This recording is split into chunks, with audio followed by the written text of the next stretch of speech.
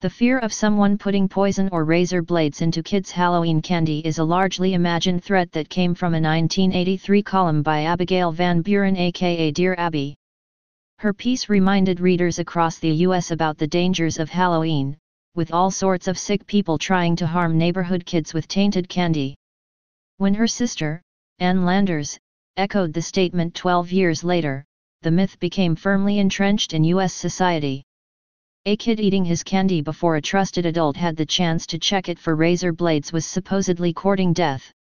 While it's unlikely that you're going to find poison in your Halloween candy, there have been a few instances of candy-coated malice that resulted in random, potentially deadly violence. In 1964, Helen Feel found an odd way to tell teens that they were too old to be trick-or-treating. She gave them steel wool pads, dog biscuits, and clearly marked ant poison.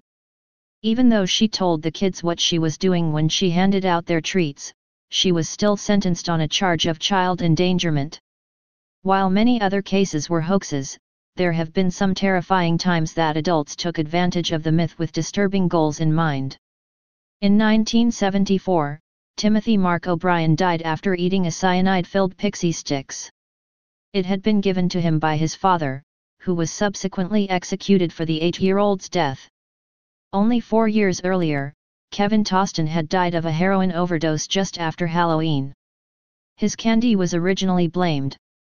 But investigators discovered that Kevin had actually gotten into his uncle's stash of heroin and the family had laced the boy's candy with it after his death to avoid prosecution for neglect.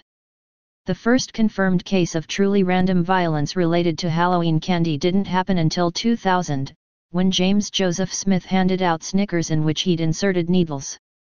There has been cases, so stay paranoid, my friends.